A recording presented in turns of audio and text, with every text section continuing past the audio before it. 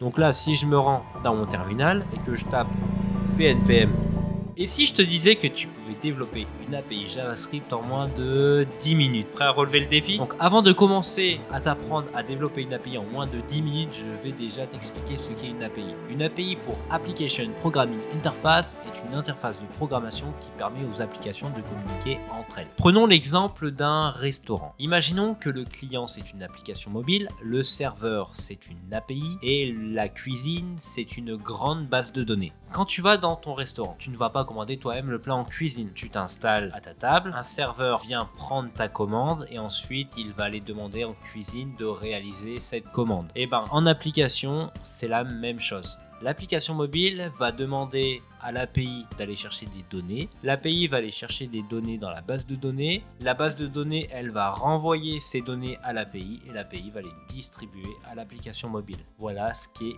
une API exactement. Donc maintenant que tu connais les bases d'une API, je vais te montrer comment la développer en moins de 10 minutes chrono. Tout d'abord, avant de commencer à développer notre API, j'aimerais te préciser qu'il existe différents frameworks pour développer une API en JavaScript. Je l'ai précisé lors de ma précédente vidéo où j'ai comparé Express et Ono. Donc je te laisse la vidéo en haut à droite ou directement en description. Dans notre cas, on va utiliser Ono.js. Pour créer une API en Ono.js, tu vas utiliser ton package manager préféré. Donc il en existe plusieurs. Tu as Yarn, tu as NPM ou tu as encore PNPM et bien d'autres. Moi, j'aimerais te présenter un peu les trois package managers que je viens de te citer. Donc tu as Yarn et NPM. Donc NPM est vraiment la base des package managers. Tu as Yarn qui est un peu une révolution qui est plus rapide que NPM et tu as le petit dernier qui est PNPM. Donc la différence entre NPM, PNPM et Yarn, c'est que NPM et PNPM sont similaires. À une différence près, c'est que NPM va installer des modules directement dans ton projet, alors que PNPM, lui, va installer les modules à un endroit clé de ton ordinateur. Et quand tu vas avoir besoin de ces packages dans différents projets, ce qu'il va aller faire, c'est créer un alias, ce qui va rendre ton projet beaucoup plus léger, alors que Yarn et NPM, eux, vont directement télécharger ou installer le module dans ton projet, ce qui va le rendre beaucoup plus lourd. Donc maintenant que tu connais à peu près la différence entre les packages et ce qu'est une API, on va pouvoir commencer à développer notre première API. Donc pour ce faire, moi je vais utiliser PNPM. Donc je vais taper la commande suivante, PNPM create Ono. Donc là, quand je vais faire un PNPM create Ono, il va automatiquement aller me chercher la dernière version de Ono. Donc là, je vais saisir entrée. On voit bien qui me dit vous êtes en train de créer une application Ono sur la version 0.16.0. On peut voir à quel point c'est récent Ono. Donc là, on me demande de rentrer le nom de mon application. Oui, parce que Ono n'est pas forcément là pour faire des API. Elle fait également des applications complètes. Mais ça, on le verra bien plus tard. Donc, pour ma part, ce que je vais faire, c'est que je vais utiliser YouTube. Je vais la nommer YouTube API Tuto. J'appuie sur Entrée. Et là, on va me demander le template. Donc, il faut savoir qu'avec Ono.js, il existe un large choix de templates. On a du AWS Lambda, du Bun, Cloudflare Worker plus vite, Deno, Fastify, Lambda Edge, Netlify, Next.js, Node.js, Vercel, Cloudflare Page et Xbasic. Dans notre cas, ce qu'on va faire, c'est qu'on va utiliser Node.js. On me demande si je veux installer les dépendances. Bien sûr. Donc je vais appuyer sur Yes pour dire oui. Et après, dernière petite question, on me demande quel gestionnaire de package je veux utiliser. Donc on a NPM, PNPM ou Yarn. Donc moi j'ai commencé avec PNPM, du coup je vais utiliser PNPM. Mais si tu as rentré la commande npm create ono ou Yarn create ono, tu pourras tout de même changer pour NPM, PNPM ou Yarn par la suite. En fait, la commande initiale ne détermine pas le package manager que tu utiliseras dans ton projet. Donc là, pour ma part, moi, je vais utiliser PNPM. Donc là, on voit bien qu'il est en train de cloner le projet, qu'il a copié tous les fichiers et qu'il a installé les dépendances. Donc là, on me demande d'aller dans mon dossier YouTube API Tuto. Donc je vais me rendre dans mon dossier YouTube API Tuto. Donc là, on peut voir que sur mon éditeur de code préféré. Pour ma part, c'est VS Code, mon éditeur de code préféré. On voit bien qu'il y a un nouveau dossier qui vient d'apparaître. YouTube API Tuto. Donc quand je me rends dans YouTube API Tuto, j'ai les nodes modules parce que j'ai installé les modules qui sont nécessaires au fonctionnement de mon application ono.js. J'ai un dossier SRC, on reviendra dedans juste après. J'ai un dossier .gitignore. Donc là, c'est le .gitignore, c'est le fichier dans lequel vous allez insérer tous les modules, tous les dossiers, les fichiers que vous ne souhaitez pas uploader sur GitHub ou GitLab. Ensuite, vous avez un package.json. Donc le package.json, c'est le fichier qui va lister toutes les dépendances que vous utilisez pour un projet, le nom du projet, la version du projet, et vous avez également des scripts. Donc là, on a dans notre cas, on va avoir un script dev. Donc on va avoir un script dev avec le TSX. Donc TSX qui a été installé dans les dev dependencies. TSX, c'est un petit programme qui permet de lancer des fichiers TypeScript. Ensuite, on a donc du coup TSX watch, src et du coup /index.js. Donc là, on considère que le TSX watch va aller chercher l'index.ts qui se trouve dans le dossier src. Ensuite, on a donc du coup le pnpm.lock.yarn. Donc le pnpm.lock, c'est un fichier de log qui va lister toutes les dépendances qui sont installées sur le projet ainsi que leur version. Donc la version Node, et on peut voir donc du coup des clés SHA de 512, etc. Bon, on n'y fait pas trop attention, mais on sait qu'il existe. Ensuite, on va voir le README classique du ono.js avec donc du coup les deux commandes qu'il faut utiliser, npm install, npm run dev et open localhost 3000 parce que l'application sera sur le port 3000. Et après, pour finir, on a un dossier tsconfig.json. Donc là, c'est toute la configuration de votre projet TypeScript. Donc on a le target, on a le module, on a le strict, on a le verbatim module syntaxe, le skip libcheck, le type JSX import source, etc., etc. Il y a énormément de paramètres qu'on peut mettre dans ce fichier. Et ce fichier va permettre plus ou moins d'avoir une fois qu'on va compiler, parce qu'en fait ce fichier là est utilisé pour la compilation, et grâce à ce fichier là on va pouvoir justement déterminer des options de compilation. Si on veut que ce soit par exemple strict à la compilation, c'est à dire qu'aucune erreur ne pourra être acceptée. On peut définir que les console logs soient interdits, etc., etc. Donc on verra plus tard lors de prochains tutoriels pour ce petit fichier. Donc là, dans notre cas, ce qu'on va aller faire, c'est qu'on va se rendre dans le dossier SRC. Dans le dossier SRC, on voit qu'on a un petit fichier qui s'appelle index.ts. Donc TS qui est donc du coup l'extension de fichier pour TypeScript. Donc ce que je vous ai pas dit, c'est que ono.js a été développé en TypeScript. Donc ça veut dire que tout ce qu'on va faire dedans sera en TypeScript, et il est donc aussi type safe. Donc le TypeScript qui est hyper important en 2025 pour le développement d'applications. On a principalement toutes les applications se font en TypeScript. Ça permet de réduire les erreurs à la compilation, les erreurs à l'exécution. Notre terminal peut nous dire exactement où il y a des erreurs, notre éditeur de code également. On a aussi l'autocomplétion qui est hyper intéressante avec TypeScript. On a le typage strict des données qui peut se faire avec TypeScript nativement, mais on peut également utiliser une librairie Zod par exemple qui va encore plus rendre le typage assez strict. Donc ça c'est pareil. Tout ce qui est les librairies externes, on verra plus tard sur d'autres tutoriels. Mais là, dans notre cas, on est vraiment sur créer une API basique pour JavaScript avec ono.js. Donc là, dans notre cas, on a littéralement déjà développé notre API. On a lancé une ligne de commande. On peut dire qu'en 60 secondes, on a déjà une API fonctionnelle. Donc là, si je me rends dans mon terminal et que je tape pnpm, donc vous vous rappelez bien que le script, c'est dev.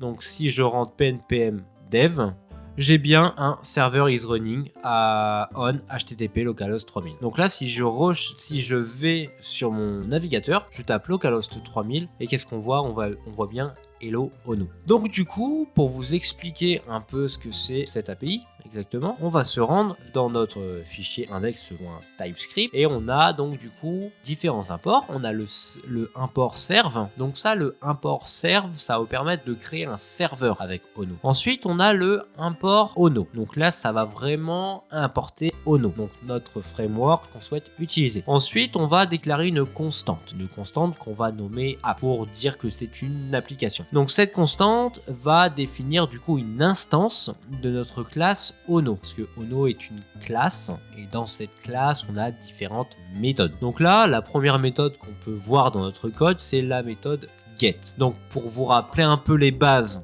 du HTTP, on a différentes requêtes. On a la requête get qui permet de récupérer des objets. On a la requête post qui permet d'envoyer quelque chose. On a la requête update également qui va modifier quelque chose. Et on a la requête delete. Elle va permettre de supprimer quelque chose. Donc voilà, on a 4 types de requêtes. Donc là, en premier temps, qu'est-ce qu'on a? On a juste un app.get qui va récupérer quelque chose. Donc là, on met juste en premier paramètre le path, donc sur quelle route on souhaite l'utiliser. Donc là on met un slash pour dire que la route, c'est la base de notre serveur sera sur slash. Et ensuite en deuxième paramètre, ce sera une callback function. Une callback function qui prend un contexte. Et comme je vous disais, vu que Ono est développé en TypeScript, il est type safe.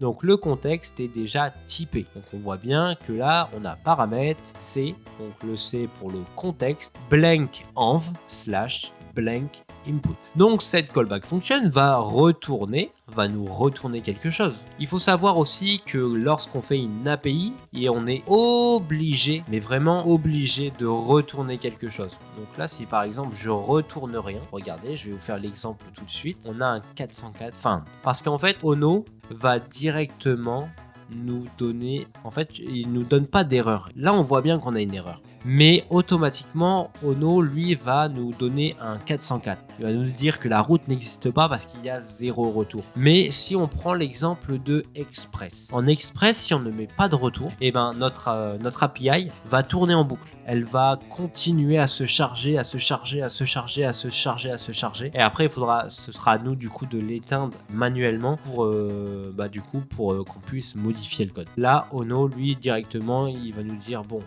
tu n'as pas fait de retour, c'est pas grave, je t'envoie un 404. Donc c'est pour ça que le retour est hyper important. Donc là, pareil, je remets mon return du coup. Parce que là, si je l'enlève, on voit bien qu'il nous dit il n'y a pas de return.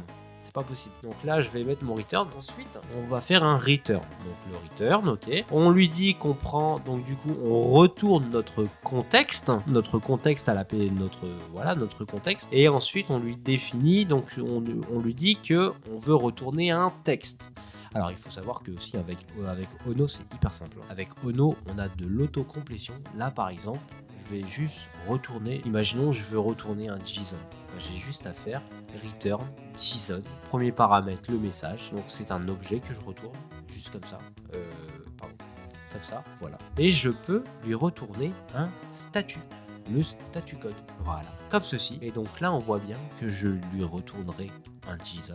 Si je recharge du coup mon application, on voit bien qu'on a un JSON, message hello world. Alors ce qui est hyper pratique avec Ono.js, c'est la complétion, l'auto-complétion. Ce qui va nous faire gagner un temps fou. Voilà, on a notre première route API. Et ensuite, on va du coup descendre un peu plus bas, la ligne 12. On a la fonction serve. Donc la fonction serve, ça permet de créer un serveur avec Ono. Donc, on va prendre en paramètre un objet. Donc cet objet, ça va prendre une fetch callback. Donc une fetch callback, si vous connaissez un peu le fetch en API, en JavaScript, le fetch permet de récupérer quelque chose à une adresse donnée. Là en fait, Ono a décidé de l'appeler fetch, justement pour dire que c'est un serveur avec une URL. Donc on va lui dire que moi je veux récupérer mon API pour la transformer en serveur. Et ensuite, je vais lui donner en deuxième paramètre, du coup, dans cet objet, je vais lui donner un port. Et là, le port, c'est pareil. Le port, si je veux le changer, je peux le changer. Je peux mettre tous les ports que je veux, à condition de respecter la plage de ports autorisée par le serveur. Et ensuite, en deuxième paramètre, on va venir lui donner une callback function, qui n'est pas obligatoire, évidemment, hein. Elle n'est vraiment pas obligatoire, qui va prendre du coup l'adresse info en paramètre, et ensuite elle va nous retourner un console log pour nous dire que l'application tourne bien sur le port 3000. Voilà, donc là en fait on a vu principalement les bases d'une application JavaScript avec Ono.js. Est-ce que c'est bon pour vous? Dites-le moi en commentaire, on va pouvoir passer à la suite. Donc là du coup, maintenant ce qu'on va faire, c'est qu'on va venir dans notre fichier, on va venir déclarer plusieurs routes. Donc là, on va garder notre route get et ensuite on va venir faire une seconde route. On va faire un app.post par exemple. On va mettre slash, qu'est-ce qu'on va pouvoir mettre slash API. On va lui dire que notre API ce sera la version 1. Ensuite, on va lui dire qu'on va prendre du coup en paramètre un contexte. Voilà. Donc pareil, hein, du coup le fameux contexte API. Et ensuite on va venir chercher notre body. Donc on va faire un const body. Donc un const body. Donc le body, c'est un peu ce qu'on va recevoir en requête. C'est ce qu'on reçoit en requête. Donc le body est égal à C. Donc c'est pour le contexte, hein, comme je vous le disais, point. Et là, on va lui dire qu'on a plusieurs méthodes. On a new response, on a notefond, on a redirect, on a render, on a rec. Donc là, nous, ça nous intéresse. Nous, ce qu'on récupère, c'est la request qui a été envoyée par l'utilisateur. Donc on va faire un rec. Et là, on va venir lui chercher. Alors, on a différentes méthodes également. On a soit c'est une requête qui a été faite en JSON, soit c'est des paramètres, soit c'est une query, soit c'est des queries, soit c'est un pass, soit c'est un parse body, soit c'est un row. Alors le row, il est utilisé par exemple quand vous utilisez une API comme Stripe. Stripe a des webhooks qui utilisent comme body du row et pas du JSON. Donc c'est pour ça qu'il y a différents types de body. Mais c'est intéressant de savoir que Stripe utilise des rows et pas du JSON. Mais nous, dans notre cas, on va venir récupérer du JSON. Voilà, on va venir récupérer du JSON. Donc là, on voit que notre API nous renvoie une erreur. Donc c'est pareil, hein. Comme tout à l'heure, hein, l'erreur qu'elle nous renvoie, c'est qu'il n'y a pas de, il y a pas de return. Donc là, on va faire un return. Donc du coup, return. On va venir retourner une réponse. C'est pareil. On reprend toujours le contexte. On peut faire aussi un res si on veut. C'est pareil, hein, on utilise un res. Hein. On fait donc du coup un point JSON. Donc le res, voilà. Donc hop, faut pas que je me trompe. Donc c'est pareil, on va venir. Nous ce qu'on veut c'est quoi? On veut retourner notre body. Voilà. Donc du coup on veut retourner notre body. Hop, et on va venir du coup. Alors pourquoi on a une erreur? Et 0 argument, but 2. Ok. Du coup on n'est même pas obligé de mettre le res. Hein. Juste mettre le c.json. Et donc du coup là, si on va sur API/v1, du coup on verra que là c'est une requête post, hein, donc on va aller sur notre navigateur et on verra bien que ça nous mettra une erreur ou quelque chose comme ça. API/v1 et on verra bien qu'on n'a pas de route. Voilà, c'est un 404 parce que notre navigateur peut traiter uniquement du get et non du post. Du coup, on va utiliser une extension qui s'appelle Postman. Donc pour ma part, j'ai l'extension, je vais juste l'afficher ici en dessous. Je vais venir du coup créer une nouvelle HTTP request. Donc je vais la mettre en post. Je vais venir sur le HTTP //localhost 2.3000. Je vais venir ensuite donc là c'est bien HTTP, voilà. Je vais juste rajouter HTTP, voilà. Je vais ensuite me rendre dans body. Je vais aller dans row, binary, GraphQL. Donc on va se rendre dans row et on va donc du coup déclarer un JSON. Donc le JSON ça commencera toujours par les accolades. Donc c'est un objet. Je vais y mettre par exemple un name. Donc là je peux déclarer ce que je veux dans mon JSON parce que hop, si on se rend dans notre API ici, moi je lui ai juste dit tu me renvoies mon body, c'est tout. Il n'y a pas de traitement sur le body. Donc là je vais mettre un name, je vais mettre Brian. Ensuite, je vais lui donner un âge. Hop, je vais lui donner un âge. Du coup, je vais lui donner un âge. Et je vais lui mettre une ville. Donc, city, Paris, comme ceci. Ensuite, là, du coup, ce que je vais faire, c'est envoyer ma requête. Donc là, je vais envoyer ma requête. On me dit not found. Pourquoi on me dit not found? Pourtant, je suis bien sur localhost 3000.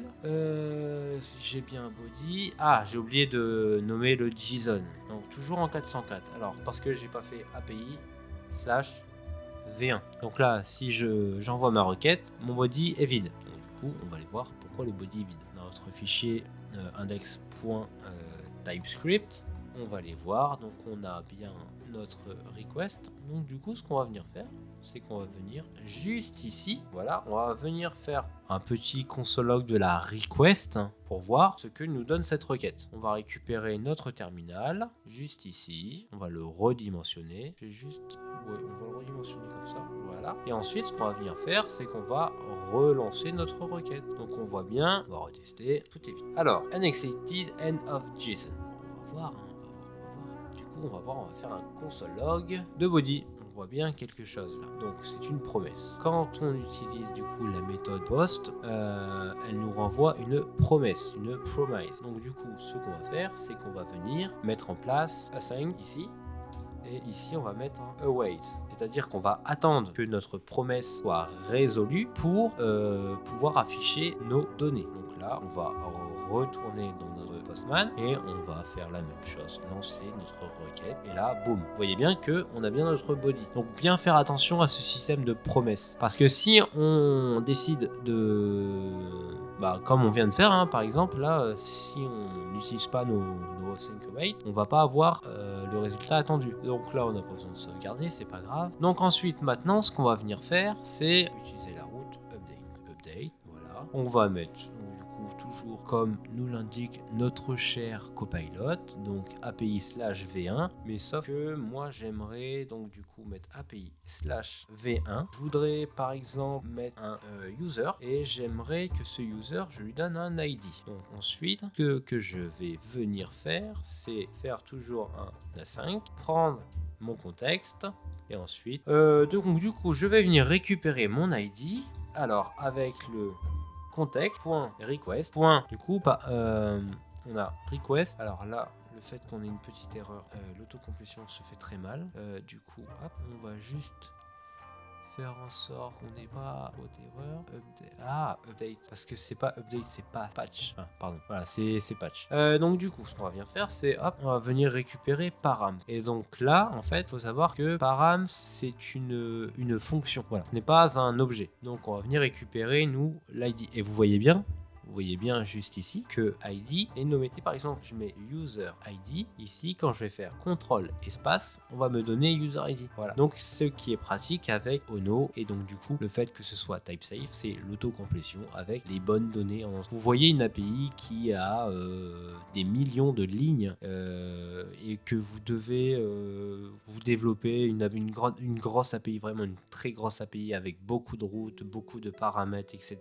Il y a forcément un moment où vous allez vous tromper dans ce que vous faites du coup. Et là, ce qui est pratique avec Ono, c'est que on a l'autocomplétion directe. Donc là, quand on va venir faire un contrôle espace, on a le user ID. Voilà. Donc là, on va venir déclarer un petit tableau, un tableau de users. Voilà. Donc on va laisser notre cher copilot nous générer un tableau d'utilisateurs. Donc on a 2 utilisateurs. Bon, on va pas les appeler John Doe tous les deux. On va en appeler un deuxième Jane. Jane, c'est très bien Jane Doe. John et Jane. Donc là, du coup, ce qu'on va venir faire, c'est qu'on va venir récupérer notre utilisateur. Donc on va faire un user avec est égal à users. Donc comme nous dit du coup copilot, find qui permet de rechercher dans un tableau. On va prendre du coup une collab function. On va venir récupérer un user. On va retourner le user correspond au user ID. Donc on va faire un user. Donc là on voit bien toujours l'autocomplétion est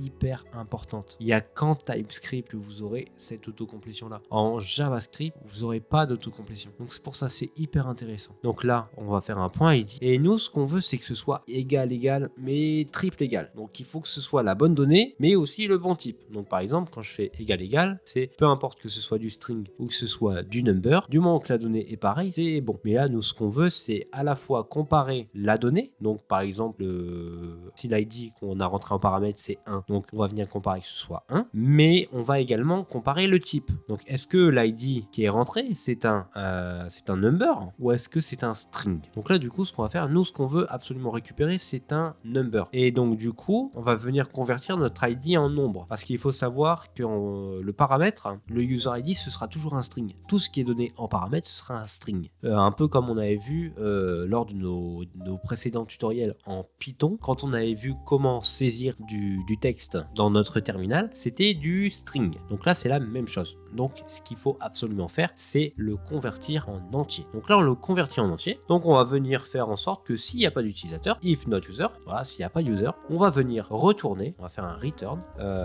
d'une réponse. Donc, on va faire un c.json, toujours un point .json parce que nous, on retourne toujours du JSON. .json, on va lui mettre un petit message. Voilà, le message, ce sera user not found. Et du coup, on va venir lui mettre un statut. Donc, le statut code, c'est le 404. Donc, pour tout ce qui est not found, c'est 404.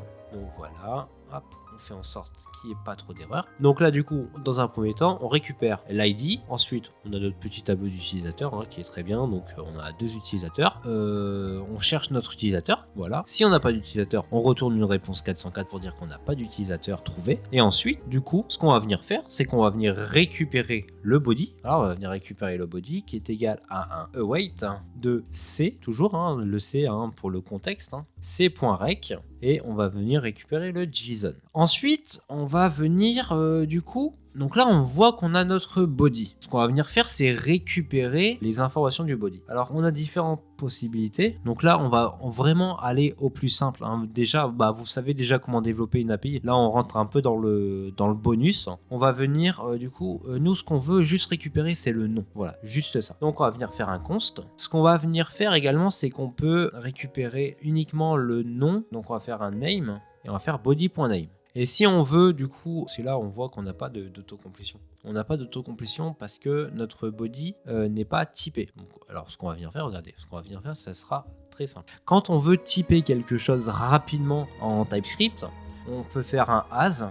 Et du coup, on va lui dire que le body, ce sera du coup juste name. Name qui est un string. Voilà. Donc là, on lui dit que le body contiendra juste name. Donc on le voit, le body est déclaré mais n'est pas utilisé, mais on voit bien que son typage c'est un name. Donc là, par exemple, si je veux récupérer juste le name, donc je peux le faire comme ceci, mais je peux également le déstructurer. Donc je récupère name comme ça déstructure mon objet, hop, de body. Voilà. Et donc là, on voit bien que ici, name a été déclaré mais n'est pas utilisé. Donc ensuite, ce qu'on va faire, c'est que on va venir modifier notre utilisateur. Donc on va faire un const update user, donc updated user. Donc on ouvre un objet. Ce qu'on vient faire en premier paramètre, c'est copier notre tableau d'utilisateur en faisant les 3 petits points. On prend du coup notre utilisateur qu'on a récupéré ici. On vient copier l'utilisateur et on va venir modifier son nom. Voilà. On va venir modifier son nom. Et ensuite, une fois que la modification s'est bien passée, on va venir retourner, on va faire un return de c.json message et on va aussi retourner notre utilisateur qui a été modifié. Donc là, du coup, on vient de créer une route API qui permet de modifier un utilisateur. Donc ce qu'on va venir faire maintenant, c'est qu'on va venir la tester, cette API route. Donc on va juste retirer le H et le CD. Et ensuite, ce qu'on va venir faire, c'est que ici, on va mettre user et on va mettre comme ID le 1. Et on n'oublie pas que la méthode utilisée n'est plus post, mais patch. Bon, après, il n'y a pas vraiment d'importance, mais la bonne pratique fait qu'il faut utiliser les bonnes méthodes pour les bons endpoints. Comme ça permet de savoir ce que fait cette route. On va faire un send, et là qu'est-ce qu'on voit? On voit bien que notre utilisateur a été modifié. Voilà, le user est bien update. Donc on a bien l'ID 1 et on a bien le nom. Donc là, on voit qu'on a fait de la modification d'utilisateur. Donc voilà, maintenant une fois qu'on a modifié un utilisateur et qu'on a retourné notre updated users, ce qu'on va venir faire, c'est qu'on va venir déporter notre tableau d'utilisateur. Voilà, on va le déporter et on va venir le mettre plus haut. On va venir le mettre ici. Alors, je vais vous expliquer pourquoi. Là, ce qu'on va venir faire du coup, c'est qu'on va aller modifier notre requête post. On va modifier la requête post parce qu'on va vouloir ajouter un nouvel utilisateur. Donc, ce qu'on va faire, c'est qu'on va récupérer du coup toujours le const name. Donc là, on voit que body, il est ENI. Donc là, c'est pareil, hein. On va faire as name est égal à string, toujours. Voilà, on va récupérer du coup. Ce qu'on va venir faire, c'est que soit on va lui créer un ID aléatoire, soit on va lui créer un ID qui est auto-incrémenté. Donc on va récupérer le nombre d'utilisateurs, mais c'est pas vraiment la logique à faire en temps normal. On sait que quand on sera connecté à une base de données, les ID vont se faire automatiquement. Moi, ce que je vais faire, c'est que je vais mettre plutôt un mat.floor pour arrondir, et du coup, je vais mettre un mat random et ça va juste créer un ID. Voilà. Ensuite, je vais faire un const new user qui va, du coup, ce sera un objet également. Donc, je vais mettre l'ID, le nom. Et ce que je vais faire, c'est que on va aller le pusher. Donc, on va faire un users.push de new user. Ce qu'on va faire, c'est que là, maintenant, au lieu de retourner le body, on va venir retourner nos utilisateurs. Donc, c'est pareil, users, on peut le mettre comme ça. Il n'y a aucun souci. Du coup, soit comme ça, soit comme ça, c'est la même chose. Donc là, nous, on va le mettre comme ça. On va retourner nos utilisateurs. Par contre, pour le code de réponse, quand c'est une création, ce sera un code 201. Pour les 200, c'est une réception. Le 201, c'est pour dire que la requête s'est bien passée et que ça a bien été créé. Donc là, du coup, on va venir tester notre requête. Donc là, c'est pareil. On va juste se mettre sur post. On va supprimer le fait que, voilà, user, on va juste laisser API/. Vous savez quoi? On va même mettre new. Voilà, new pour dire que c'est un nouvel utilisateur. Donc là, hop, on va faire un /user/new. Et du coup, là, on va lui dire que on veut juste lui mettre son nom. Donc, on va l'appeler Brian.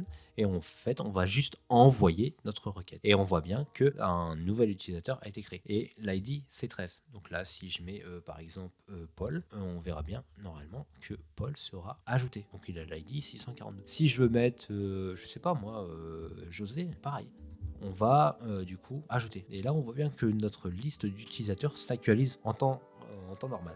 On va aller voir du coup un type de route différente. Donc, un type de route différente. Donc, on va aller voir notre quatrième route. Donc là, on a du coup le get. Vous savez quoi? Même le get, ce qu'on va faire, c'est on va modifier notre get.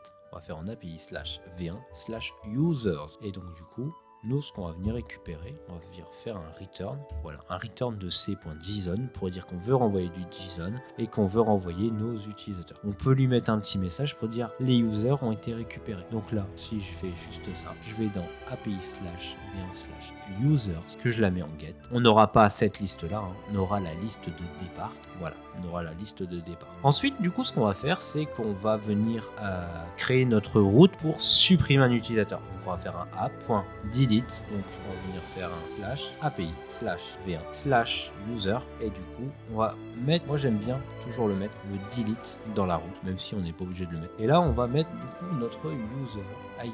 On va venir supprimer notre user ID. On va faire un async, toujours le async await. Ensuite, du coup, on vient mettre en place notre route. On récupère notre user ID. Voilà, notre user ID qui est égal toujours à c.rec.param. Et on voit bien toujours l'autocomplétion qui vient se mettre en dessous pour nous dire que c'est bien le user ID. On va rechercher, du coup, on va faire un const user est égal à, du coup on récupère le user found, le users.find, donc rechercher toujours dans le tableau que l'ID qui a été passé en paramètre correspond bien à un utilisateur, etc. Si on n'a pas d'utilisateur, toujours la même chose, hein. On indique que l'utilisateur n'a pas été créé. On va venir récupérer l'index de notre utilisateur avec un user index est égal à user. Du coup, le find index qui va récupérer l'index de l'utilisateur actuel. Donc en faisant toujours le user.id qui, avec le triple égal, hein, on se rappelle bien que le triple égal va vérifier à la fois la valeur et le type. Donc là, on récupère bien l'index. Donc une fois qu'on a récupéré l'index, on va utiliser toujours notre tableau de users, et on va venir utiliser une méthode, la méthode JavaScript qui permet de faire un splice, et du coup, on va venir récupérer. Donc en fait, la méthode splice, c'est permettre de supprimer un élément dans un tableau. Donc là, on lui dit à l'index de l'utilisateur, je veux retirer 1. Je veux supprimer l'utilisateur qui se trouve à cet index. Et ensuite, du coup, ce qu'on va venir faire, c'est toujours retourner notre fameuse réponse avec notre liste d'utilisateurs. Donc la route est un peu plus petite. On va relancer notre petit test. On va faire user/new. On va aller en créer plusieurs. Du coup, on va aller créer plusieurs utilisateurs. On va venir, voilà, on va toujours se mettre en poste. Bon, on va mettre José, on va mettre Paul, on va venir créer Victor. Voilà, Victor, on va créer Hugo, une petite liste assez sympathique. Et on va créer Francis. Voilà, Francis. Exactement. Francis, voilà. Donc là, on a notre petite liste d'utilisateurs. Hein. Donc, on regarde bien qu'on a bien tous nos utilisateurs. Voilà. On va faire un... non, c'est toujours du get. Donc, on récupère nos utilisateurs. On a bien John Doe, Jendo, José, Paul, Victor, Hugo et Francis. Maintenant, ce qu'on va venir faire, c'est utiliser du coup notre route delete. Donc, on a fait user. On avait fait un delete du coup et on va lui dire que on veut supprimer José. Donc José c'est le 880. On est bien d'accord que José c'est le 880. Si on regarde notre route, c'est bien API/v1/user delete user ID.